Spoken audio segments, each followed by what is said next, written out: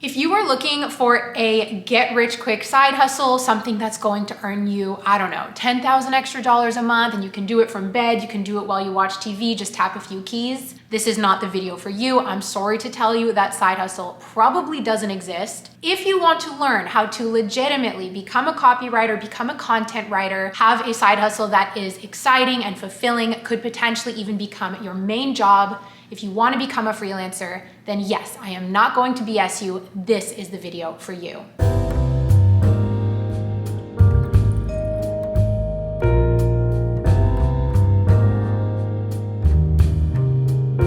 Hey everyone, welcome back to my channel. Today's video is long awaited and long overdue. We are going to be talking all about how I became a freelance copywriter and how you can do it too. I'm so excited to dive into this video. Let me just say that if you are new, my name is Zoe, I'm 27, I live in Montreal, and I work as a YouTuber and as a freelance copywriter. I would love for you to subscribe to my channel. I post a lot of vlogs about what it's like being a freelancer. I also love talking about personal finances and mental health. So if you like what you see, I'd love for you to stick around, and whether or not you're new, please give this video a thumbs up. Please like the video because it really supports my channel. I would love to know in the comments what brought you to this video. Are you just curious? Are you really interested in becoming a copywriter? Do you have no idea what copywriting is and you just want to find out more about it? Let me know in the comments. I've been working as a freelance copywriter for almost 2 years now, which is crazy. It is not a career path I ever thought I would find myself on, but I have to say I'm very happy to be here. Since becoming a freelance copywriter 2 years ago, I've been getting requests to make this video, and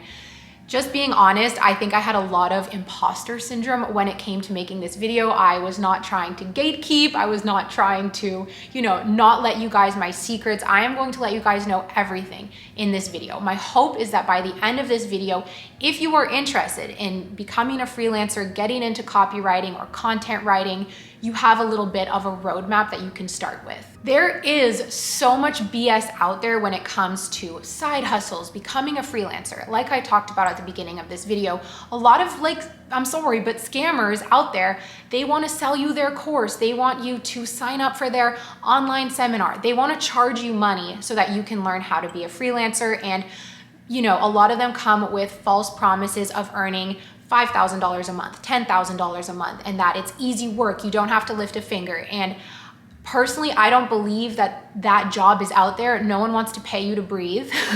But when you enjoy what you're doing, when you enjoy the work that you're doing, it is fun. It feels easier. You still have to put in the work. You always are going to have to. But if you can find a job you enjoy, then you're already winning. So that is my intention for this video, to help you find a job that you enjoy. Maybe it's freelance copywriting, and I'm not going to BS you and I'm not going to give you false promises. In this video, we're going to talk a little bit about my story, how I got into copywriting. We are going to talk about what the heck is copywriting. We're going to talk about who is this for? How do you start? Where do you find jobs? How much should you be charging? And I also want to talk about AI, artificial intelligence, and the impact that I've seen it have on this field. If you have any questions about anything I mention in this video, please leave it down below. I am planning to do a follow-up Q&A, so I will either answer your question in the comments, or if I see a lot of the same comments, I will put it into the Q&A. Let's get started with talking about my story. So those of you who know my channel, you've probably heard this story like 100 times, but I was working as a consultant from the moment I graduated business school. I worked as a management consultant at the Big Four. I worked as a tech consultant, and then I was working in a sort of marketing consulting startup. It's actually in that job that I really honed into my love of writing. When I was a child, I loved to read and I loved to write. I think my parents always thought I would grow up to be a storyteller or a writer of some sort, and then I went to business school. In my management consulting and tech consulting, there wasn't a lot of opportunity for creative writing, but at this new consulting firm that I was working at, it was also a startup. So I was helping them do a lot of their own marketing, which included copywriting for LinkedIn, Instagram captions. I was doing their email marketing, and I was doing a lot of copywriting for our clients, and I loved it. I ended up getting laid off from that job, which is another story unto itself, blah, blah, blah. But one of the things they told me when they were laying me off is that, Zoe, you're an amazing copywriter. And in that moment of weakness, in the moment of being laid off, I really leaned on that feedback, and I definitely realized, that was my third consulting job. Consulting is not for me. I wanted to take a chance on my YouTube channel, and I knew I needed a side stream of income. So with that nice piece of feedback that they, gave me in the layoff sandwich, I decided I was going to look for some freelance copywriting gigs. Within about a month of being laid off, I landed my first copywriting gig. It was a total manifestation moment because I got this gig through my network. I was in Florida. Trying to, forget about my sorrows. Okay, I'm being dramatic. And a friend of mine sent me a screenshot of a friend of hers who posted on her Instagram story that her company was looking for a freelance copywriter. I sent her an email, we set up the first meeting, and it's been 2 years I've been working freelance for this company. As we go through the different bullet points of this video, I'm going to tell you guys more about my story and how I landed the job, how I discovered my rate, how I created my portfolio, all of that. But that's how I got into the field. It was really a everything lining up moment. I think if we're open to it, these kind of things can really happen for us in our career. So I want to invite you guys to be open to whatever opportunities come your way. If you set your mind that you want to do something, the opportunities will come to you. I really believe that. So what the heck is copywriting? A lot of people ask me this question. They're like, what is it? I used to see job postings for copywriters, and I thought that it had something to do with when something's like copyright and it has that little C. I thought it had to do with that. I thought it was like a legal profession. It is not. When you look up the definition of copywriting, it says that it is writing for marketing purposes. If you see a billboard, the writing on the billboard could be considered a copy. If you get a sales email, that can be considered copy. However, in my experience, copywriting really has become this looser term for any writing in general. So you can think job descriptions, you can think professional biographies, LinkedIn posts, sales emails, like I said, guides, how-to guides, job descriptions. Did I already say that? And everything I've just mentioned are things that I have written. They definitely vary on the creative scale. It also is going to depend on who your client is, how creative you get, how technical. I think copywriting and content writing can often be used interchangeably, but the technical definition is that it's for marketing. I do a lot of internal copywriting now with my client. I do a lot of writing for their employees, so technically that wouldn't really be marketing. I've written press releases, I've written letters to employees,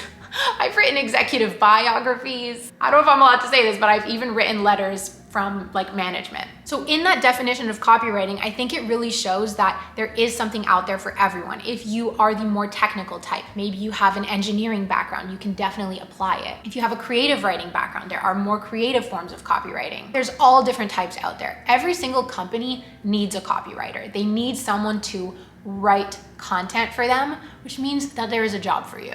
It's out there. So who is this for? I don't think you need a writing background. You don't need to go to university or go to college and study writing to get a job as a copywriter. I think you just need to enjoy writing.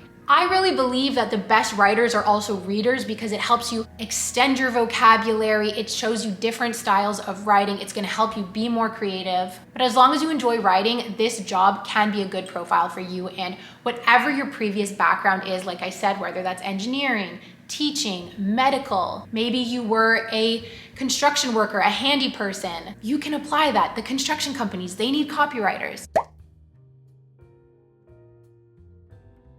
I really think this can be for everyone. You do need to have a good sense of language. You do need to have good grammar, a nice vocabulary, a good sense of punctuation. I think that goes without saying. There are full-time internal positions as copywriters. Today, we're talking more about the freelance position. So if you are looking for freelance or you are looking for a side hustle, you need to be okay with fluctuations in your income, fluctuations with your workload. There's not as much stability when you're a contractor. You're also probably not gonna have benefits. You're not gonna have an employer match in your, with your retirement fund. So these are all things to consider, especially if you're going the freelance route. The last thing I wanna say is you need to be able to accept feedback. Writing is very subjective. There's no right or wrong way to write. So when you send your work to the person who's approving it, to your clients, you need to be ready to get feedback, to apply that feedback and not take it personally. That's something I had to learn is you might be in a position where you're rewriting someone's work and they're getting offended. You have to be able to deal with that. And you might get offended when someone wants to rewrite your work. It's not personal, it's just part of the game. and you need to be ready for it. So now that we've established what is copywriting and who is it for, we need to talk about where do you start. This is always the most daunting thing, right? You're like, all right, you watch this video, you want to become a freelance copywriter, and then you're like, okay, now what? Like I talked about in my story, this position just kind of fell into my lap. I think, the world was handing me a bone after getting laid off, but that may not happen for everyone. So you need to know where to look. You need to know where to start. I recommend starting to work on your portfolio at the same time as you start looking for jobs, because you want to tailor your portfolio to the type of jobs that you are applying for. Let's start by talking about the portfolio. Yes, you need a portfolio. This is where probably a lot of people are going to click out of this video. They're going to want to give up because no one wants to write a portfolio. No one wants to write a cover letter for a job. We just want everything to come easy for us. Yes, I say the job landed in my lap, but I had to really quick turn around a portfolio, be ready, interview, and apply for this job. I had to earn this job. So you need to create a portfolio. You might be sitting there like, oh my God, I've never written anything. What am I gonna put in your portfolio? Get creative. You can dedicate one day to just creating your portfolio and you'll be good to go. If you don't have any writing samples that you've done at your previous job, if you've never really done any writing or at least not in any official, employment context, you need to start making stuff up. And I'm not talking about lying and saying, oh, I did this for this company, but make a sample. I'll give you guys my example. The first job that I was applying for and what the initial point of my contract was to do job descriptions. I'd never written a job description before, so I made a sample. I didn't tell them I'd done it before, but I said, here's what I would do. I did my research. I looked at leading companies that everyone wants to work for, like Shopify, Google. I took inspiration from their job descriptions and I wrote a mock job description and stuck that in my portfolio. If you want to write email marketing, take a sample product, tea for example, and write a sales pitch email for tea. I'm gonna be blunt. I told you guys I'm not gonna BS you in this video. If you are not willing to put in the time to write your portfolio, you don't want it badly enough. So take your time. It's literally gonna take you a day or 2 afternoons. Create a portfolio, create these samples, whatever it is you wanna be writing, write samples of that.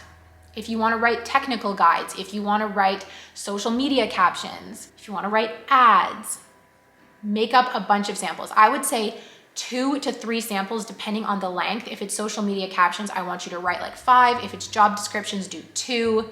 Ad copy, 3 to 5, to give them a sense of what you are capable of. If you have previous work that doesn't exactly match the job description, put that into your portfolio anyways. So now, the logistics of your portfolio. Are you just gonna submit a Word document? No, you're not. Please God, do not do that. I would love for you guys to take it a step beyond. If you want to stand out, take your copy, stick it into Canva. What is your personal brand? Do you love the color green? Do you love blue? Do you love pink? Canva has beautiful, beautiful templates that are available for free. You can go onto Canva, stick your work into a template to make it pop. So let's say you wrote 5 pieces of ad copy. You can kind of take screenshots of your work or type it out in Canva and have like 1, 2, 3, 4, 5 on a different page. If you wrote social media captions, like make it look like an Instagram or a LinkedIn post. Your portfolio is where you're going to shine. It's what's going to seal the deal in you applying for that job. So it's really, really worth the extra effort that you're going to put into it. I made mine on Canva. I did like a nice like green plants background. I put a photo of myself. I wrote a bio about myself. I wrote as much as I could and I just kind of made it look beautiful and like embellished in a non-lying way. I really embellished my work to make it stand out. I think I worked on it for a full day. Like I was so excited at this opportunity. I spent a full day working on this portfolio. I had my friends proofread it because you do not want spelling mistakes. And it worked. I've been working with this company for 2 years. I never had to update the portfolio, but I'm so glad that I have it. So I want you guys to really spend time on this portfolio, make it match the job description as much as possible, talk about yourself, make it look good, submit it as a PDF, you're good to go. I thought it would be helpful for me to show you guys my portfolio. So I did this plant theme because I was obsessed with plants at the time. On the second page, I just used this as an opportunity to show off my writing style a little bit. I wrote a bit about me and a little bit about the portfolio. I included a headshot as well as links to my LinkedIn and my YouTube channel. On the next page, I included some work samples. So I had done a lot of social copy for LinkedIn. I also tried to put some quantitative numbers in this portfolio. So if you can say something like you increased your engagement by 60%, you increased email open rates by 30%, that is really, really helpful. Then at the bottom, what I did was I wrote up a sample job description. I started by taking the current job description that the company had and revamping it in kind of my Zoe style after having done some market research as well. On the last page, I took that job description that I rewrote and I put some arrows with some notes of why I changed certain things according to style and best practice, etc. On the very last page, I just put my contact information and then I included a little appendix with my YouTube channel. Obviously, this isn't necessary, but if you have any other work that you want to show off to show your personality, that can be great as well. Now, if you don't like this green theme, totally okay. Canva has so many themes for you to choose from. There's truly something for everyone. So you can really find that theme that represents your style and build your portfolio from there. But because I love you guys and I wanted to make your life a little bit easier, maybe give you that extra push to start building your portfolio, I did make my original portfolio available as a template on Canva. So I will link that down below. You can click it, make a copy, and edit from there. You can just use this as inspiration. You can totally change the theme if you like. I really do recommend making it unique to you. But now at least you have a little bit of a starting point, and I hope you find this helpful. So where should you be looking for these job descriptions? There are countless sites out there like Upwork, Fiverr, Catalant. I've not had any luck with any of these. What I don't like about Upwork and Fiverr is that one, they take a big fee. They really take like a percentage of your work, which is fine, but in the long run, I think it gets old. Plus, when you are applying, I think it's on Fiverr, you have to be really specific about what you want to do. So you have to say, I will write your Instagram captions. Chances are, if you want to be a writer, you're a creative person. You want to expand. And so just writing Instagram captions, you're going to get bored really quick. So I didn't love that about that site. I felt like there just wasn't enough variety. Plus, you're competing against a ton of people who will probably lower their rates, which means your earning potential isn't that high on those sites. Like, it's called Fiverr for a reason. It's meant to be $5, right? Well, you probably want to earn a little bit more than that. I love LinkedIn. I think LinkedIn is the best place to go looking for a job because you can see all of these opportunities. You can see who's posting it. You have a chance to message the hiring manager, chat with them, and you can expand on your application through networking. So I really love LinkedIn for that. That would be my first place to go look. You type in freelance writer, you type in copywriter. You can probably look worldwide. My job just so happens to be in Montreal where I live, but I could work for a company in Calgary. I could work for one in Nova Scotia, maybe even the US. I don't know about like cross-border work. But if you're a contractor, it probably doesn't matter where you live. The best part too is that once you lock down the contract, you can travel and work from wherever, which is just so sweet. But you can really expand your search on LinkedIn. Now, you might be like, oh, I've done the LinkedIn route. I've been looking for all these jobs. I apply to so many jobs. I never hear back. It's like that in any industry, right? Well, if business school taught me one thing, it's that you have to go above and beyond. You want to stand out from the crowd. You want the best job. You want the highest paying job. You want the most exciting job. You want your dream job. You've got to go above and beyond, right? Just like we talked about with that Word document that you are not going to submit, I want you to go above and beyond when you're looking for a job. So message the hiring manager, message someone at the company, find their email, send them an email. Hey, I want to be your copywriter. Taking it to the next step is even not waiting for a job post to pop up, but go out of your way. If you love a local coffee chain, let's say, and you're like, you know what? I want to be their email marketer. Find one of the managers, find their email address, find their phone number, and send them a pitch. Hey, my name's Zoe. I love your cafes. I would love to help you grow by being your email marketer. Are you looking for a copywriter right now? You can pitch yourself. I think that's going to go a very long way, especially because in your pitch, you get to show off your writing talents. I think I said this at the beginning of the video, but everyone needs a copywriter. Your massage therapist needs a copywriter. The hotel down the street needs a copywriter. Your favorite local cafe, they need a copywriter. Everyone needs a copywriter. Copy is all around us. You go online shopping, filled with copy. You go to the store and you read the description on the back of your package of chips, That's copy. Another thing you can do is make yourself vulnerable. You can post to your network. Let's say you're on LinkedIn. I hate LinkedIn as a social media, I hate it. But you can post to your network, hey guys, I'm looking to start a side hustle. I wanna become a freelancer. I've always loved to write. Are you or is anyone you know looking for a freelance copywriter? The power of your network is so strong. I didn't personally know the girl who hired me. It was through a friend of a friend. This friend knew I had just been laid off, that I was looking for a job. Oh my God, I almost just said bada boom, bada bing, but you know what I mean? Your network is so powerful. There's never going to be any stronger connection to a job than when you actually know someone. It's simply the best. I think that sets you up for longevity. It really sets you up with a lot of trust. You might even be able to negotiate a higher rate because you have that trust and that person vouching for you. So put yourself out there, be vulnerable, be creative, go above and beyond, and you will find the perfect gig for you.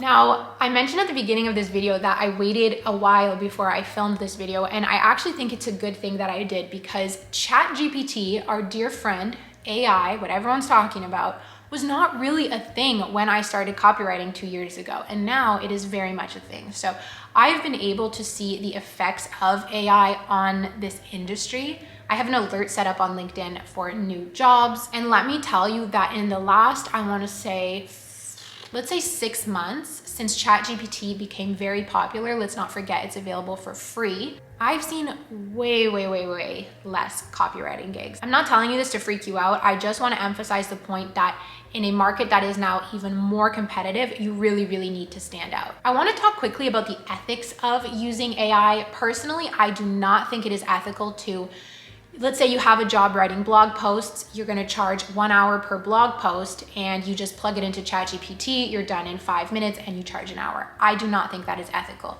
I do not think that we as writers should be using AI, charging for it when it's really not our own work.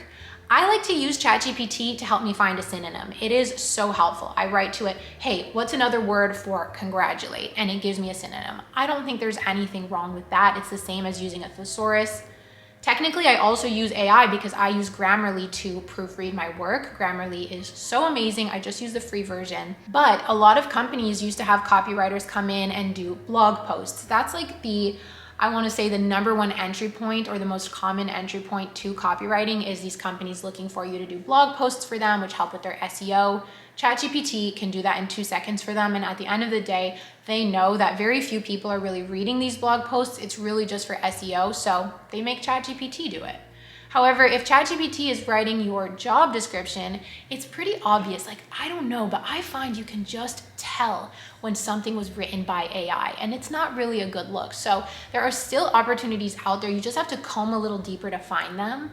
The other thing I've noticed is, especially on LinkedIn, we're now seeing less and less entry-level jobs because those more basic entry-level jobs, like I said, blog posts can be taken by artificial intelligence. So now I see a lot of freelance copywriter, 5 years of experience, 10 years of experience, and you're like, oh my God. This goes back to just the importance of using your network. If you put in the extra work to make yourself stand out, you can even market yourself better than AI, right? AI is fantastic and like whatever, should we embrace it, should we not? That's a discussion for another day, but you are more creative than artificial intelligence. You are a human being. And at the end of the day, I don't think anything can replace that. So use it to your advantage, make yourself stand out from the AI. I do believe there are still opportunities out there. You just might have to fight a little harder for them. And that's okay, because look, those people who are just looking for that easy side hustle, they're gonna filter out to the side, and it's gonna leave room for the real ones like you who wanna work hard, who really wanna embrace this kind of new world that we're living in, surpass the AI, stand out from the crowd. You can do it.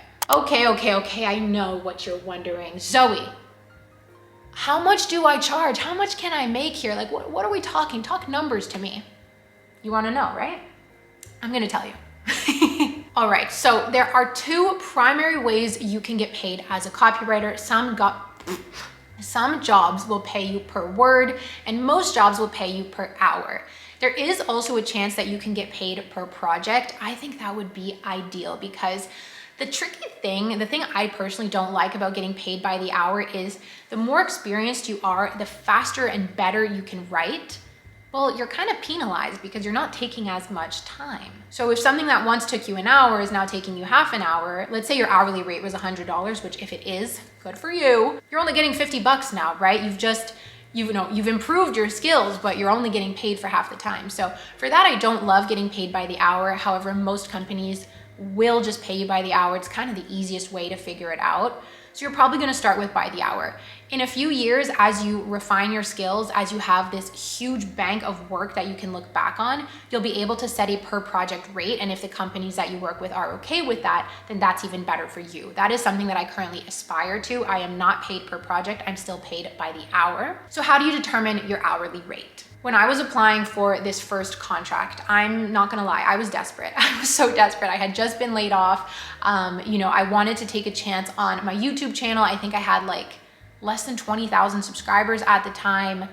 Maybe I was making, $1,000 a month off YouTube. So I was like, okay, I need something. I need them to say yes to me. And I was going to go in with $25 Canadian per hour, which is a good rate. I didn't know how much work they were going to give me, which that also changes, your kind of total income at the end of the month. So I was gonna lowball myself and go with $25 an hour. I remember sitting in the car, I had gotten the email where who is now my boss, sent me, hey, okay, we wanna move forward with you. What is your hourly rate? And I'm sitting in the car, I'm in Florida, and I'm about to type $25 an hour. And I was looking out the window and I was like, F it. I switched it to 40. I was like, he's never gonna agree to 40, cause I'm feeling bad about myself. I just been laid off. I was forgetting that I have consulting experience, I have a business degree. I'm worth a little bit more. And you know what he said? He said yes. So we locked it in at $40 an hour. I was so happy. That was a really, really good rate for me. And we went forward with that for a few months. After a few months, I wasn't getting enough hours in a month for me to really feel comfortable with my income. So I reached out to him and I said, listen, we're either gonna go with a minimum number of hours per month, or I'm gonna raise my rate to $50 an hour. We ended up going with $50 an hour, and that is still my rate to this day. From there, it's been about a year and a half. So I'm starting to lean and think, okay, when is it time to ask for a raise? But $50 an hour is my kind of standard rate for copywriting, which I'm very, very comfortable with. I think that's a great rate. The other thing you need to consider as a contractor is, you might be like, oh, $25 an hour, that's great. But you need to think about your time that you're gonna spend invoicing. You need to think about the fact that when you're a contractor, you are not getting benefits, you are not getting, that employer match. There's a lot of things that you don't get as a contractor, which allow you to ask for a higher rate. Another thing you may want to consider charging is a rush fee. So you might experience your client coming to you being like, I need this for tomorrow. And you're like, okay, come on, where you kind of have to drop what you're doing and do this work for them.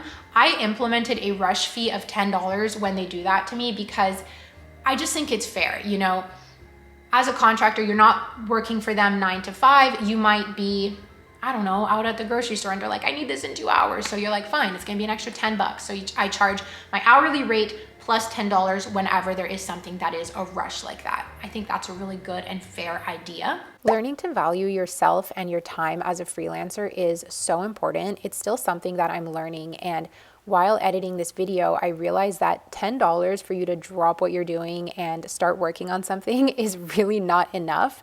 So I definitely think with time, you will learn what these rush fees should be, how quickly you work, and also your rate. Like in any career, you are going to want to increase your prices and increase your rates so that you essentially are giving yourself a raise as you learn and as you get more experience. And I think that's only fair. It comes with time, but it's something that you need to be aware of from day one, that you're not taking advantage of yourself or selling yourself short.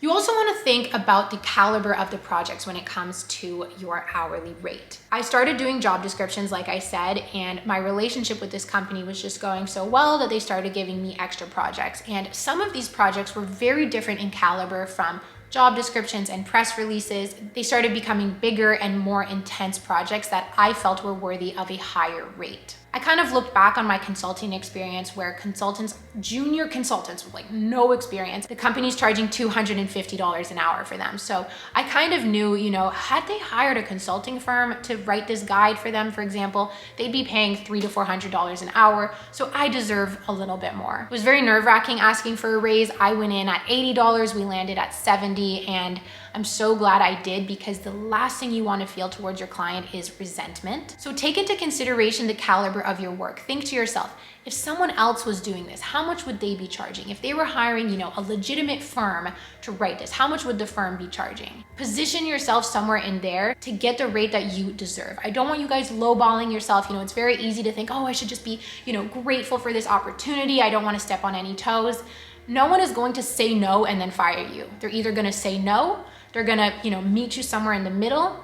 It's very, very nerve-wracking to negotiate, especially when you're a contractor and you don't really have any job stability, but put yourself out there. For the girls out there watching, think like a man. I always tell myself, men are more likely to do this, so I've got to step up and do it. I'm not going to be a statistic. And, I went for a higher rate. We met in the middle. So always kind of overshoot a little bit too. Chances are you're going to fall a little bit down. That's just how negotiating works. And you can also utilize sites like Glassdoor and just use the internet to see what the appropriate rate is where you live. I'm talking in Canada, I'm talking in Canadian dollars. It's gonna be different in the United States. It's gonna be different in Mexico. It's gonna be different all over the world. So you need to figure out what that rate is in your country. And once again, for the caliber of work that you are doing. Oh my gosh, you guys, can you tell I had a strong coffee this morning? Because I just wow, I talked so much. That's a wrap on this video all about copywriting. I'm so glad we finally got to talk about it, and I just really, really hope this video was helpful. Once again, let me know any comments that you have about copywriting in the comments. I will feature them in the Q&A. I really hope this video was helpful for you guys. I love you so much. Don't forget to subscribe, give this video a thumbs up, all that good stuff, and I will stop talking now and see you in my next video. Bye.